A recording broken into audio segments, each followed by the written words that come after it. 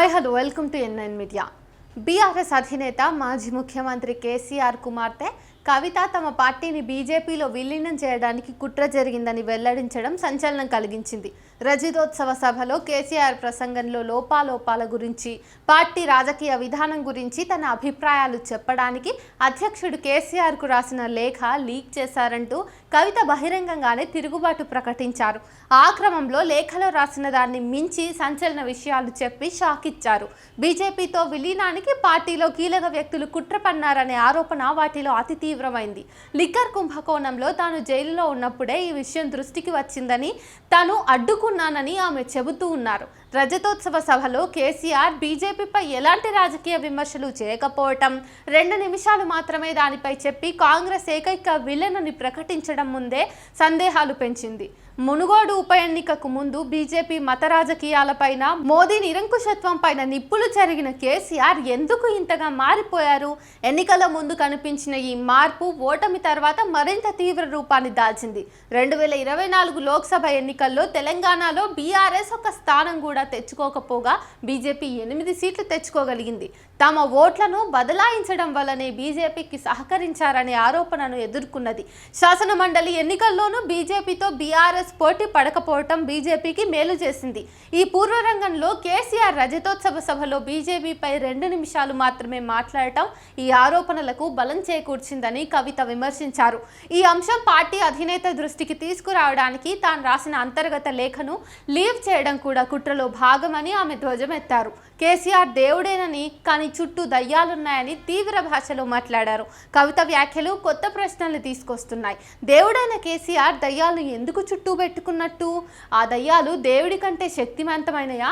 ఇంతకు ఎవరా దయ్యాలు? బీఆర్ఎస్ ప్రథమ కుటుంబ సన్నిహితులైతే కవిత దాడి యావత్తు పార్టీ వర్కింగ్ ప్రెసిడెంట్గా ఉన్న అన్న కేటీఆర్ పైనే ఉద్దేశం ఎక్కువ పెట్టుబడిందని చెప్పి స్పష్టం చేస్తున్నారు. కేటీఆర్, హరీష్ రావుల మధ్య వైరుధ్యాల గురించి చాలా ప్రచారం జరుగుతూ వచ్చింది. కానీ వాస్తవానికి అన్నా చెల్లెళ్ల మధ్య ఎక్కువ వైరుధ్యం ఉందని ఎప్పుడూ వింటున్న మాటే. ఏదైనా కుటుంబం ప్రాబల్యం కలిగిన ప్రాంతీయ పార్టీల్లో ఇలాంటివి సర్వసాధారణం. కవితను కేసుల నుంచి కాపాడుకోవడానికి కేసీఆర్ బీజేపీ పట్ల మొతక వైఖరి అనుసరిస్తున్నారని ఒక దశలో చాలా మంది అభిప్రాయంగా ఉండేది. అయితే ఇప్పుడు ఆమె ఆ అంశాన్ని ప్రశ్నించడం కొత్త మలుపుకు దారితీసింది. అయితే కవిత మాటలు, చేతలు కూడా బీజేపీకి వ్యతిరేకంగా నడిచింది ఈ మధ్య కాలంలో పెద్దగా చూడలేదు. ఇప్పుడు కూడా బీజేపీతో కలిస్తే లిక్కర్ వ్యవహారంలో తను దోషినని ఒప్పుకున్నట్టు అవుతుందని ఆమె వాదన చేస్తున్నారు. రాజకీయంగా దాని మతతత్వం, కేంద్ర నిరంకుశత్వం, తెలంగాణకు అన్యాయం వంటి అంశాలు ప్రధానంగా ముందుకు తేవడం లేదు. లేఖ లీక్ తర్వాత కూడా బీజేపీ విధానాలపై, పాలనపై ఆమె పెద్దగా విమర్శించింది లేదు. ఆపరేషన్ కగార్ను కేసీఆర్ వ్యతిరేకించడం గొప్ప ప్రజాస్వామిక చర్య గనుక ఆ పేరుతో ఆయన తప్పిదాలను పక్కన పెట్టి మళ్ళీ బీఆర్ఎస్ను బలోపేతం చేద్దామని అన్నది. గత కొంతమంది మద్దతుదారుల, మేధావి వర్గాల నుంచి వినిపిస్తున్న వాదన ఎన్కౌంటర్ల విషయంలో కేసీఆర్ ప్రభుత్వం కూడా ముద్దాయిగానే ఉంది. పైగా మొన్నటి సభలో ఆయన కేంద్రాన్ని కానీ, హోంమంత్రి అమిత్ షాను కానీ ప్రత్యేకించి ప్రస్తావించింది లేదు. అటువంటప్పుడు ఈ ఒక్క అంశం ఆధారంగా తీసుకుని కేసీఆర్కు, బీఆర్ఎస్కు వంత పాడటం సరైందే అవుతుందా? ఇప్పుడు కవిత కూడా కగార్ కేంద్రం బాధ్యత అంటున్నారు కానీ ఇతర అంశాలు ఇప్పటి వరకు ప్రస్తావించనే లేదు. సామాజిక న్యాయం అన్న నినాదంతో ఆమె ఈ ప్రత్యేక ప్రయాణం ప్రారంభించినట్టు కనిపిస్తోంది. కగార్ పేరుతో కేసీఆర్ను బలపరిచినట్టే సామాజిక న్యాయం అంటున్నారు గనుక కవితను బలపరిచారని ఒక వర్గం వాదనగా ఉంది.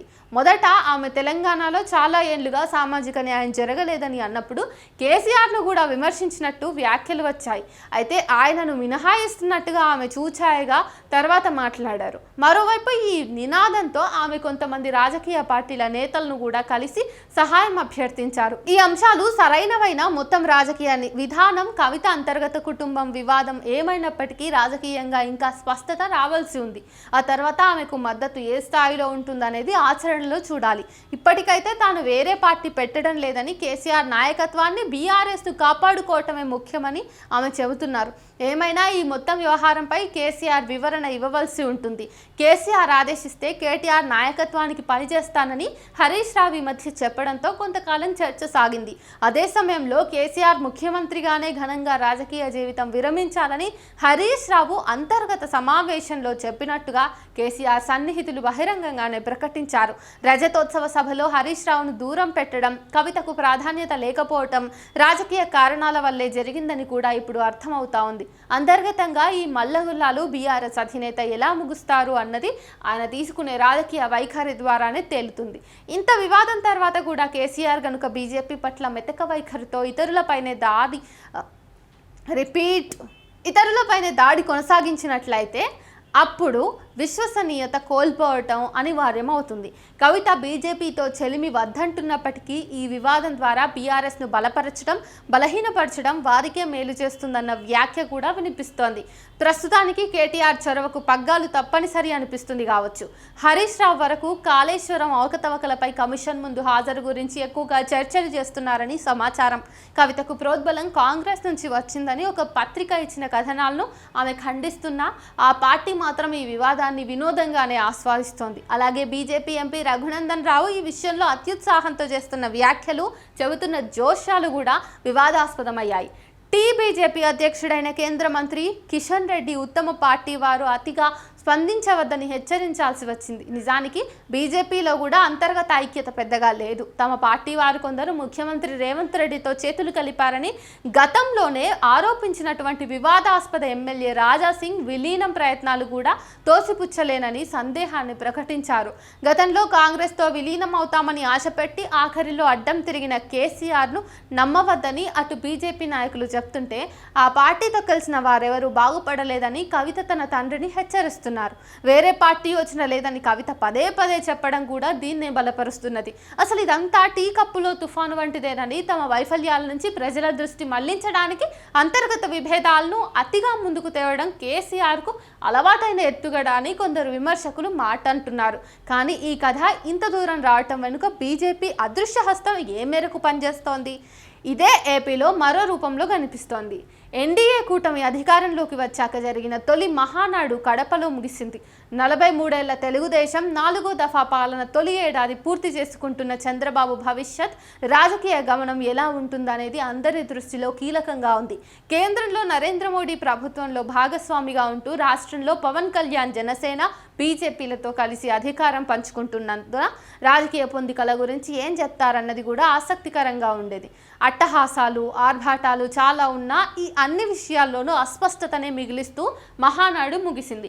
రాష్ట్రానికి సంబంధించి కానీ, తెలుగుదేశం అంతర్గత వ్యవహారాలకు సంబంధించి కానీ నిర్మాణాత్మకంగా నిర్దిష్టంగా చెప్పింది దాదాపు లేదు.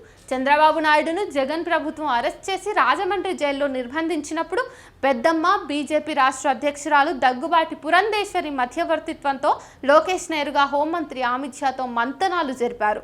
అప్పుడే టీడీపీ పూర్తిగా బీజేపీతో లంకె వేసుకుంది. మహానాడుకు ముందు సకుటుంబం లోకేష్ మోడీని కలుసుకొని రావటం, తర్వాత చంద్రబాబు భేటీ ఇందులో భాగమే.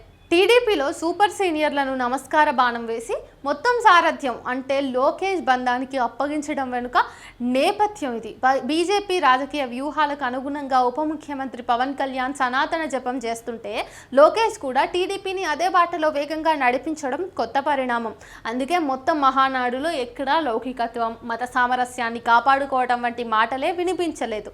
ఆ పార్టీ రాజకీయ తీర్మానంలో కూడా ఆ పదాలు లేవు. అమరావతికి కేంద్రం సహకరించాలని విభజన చట్టంలో ఉంది. కానీ మోడీ సర్కారు ప్రపంచ బ్యాంకు అప్పు ఇప్పించడమే ఘనతగా చెప్పడం తప్ప ఆ హామీ అమలు చేయమని అడిగేటటువంటి ఆలోచన కూడా లేకపోయింది. ఏపీలో వైసీపీ, టీడీపీ, జనసేన, తెలంగాణలో బీఆర్ఎస్ 4 ప్రాంతీయ పార్టీలు బీజేపీ ముందు గప్చుప్ కావడమే ఇక్కడ ఉమ్మడి అంశం. కడపలో విన్యాసాలు, కవిత లేఖ లీకులు, ఇలా షాక్లు ఈ మొత్తం వ్యవహారంలో తాజా ట్విస్ట్ మాత్రంగానే నిలుస్తాయి.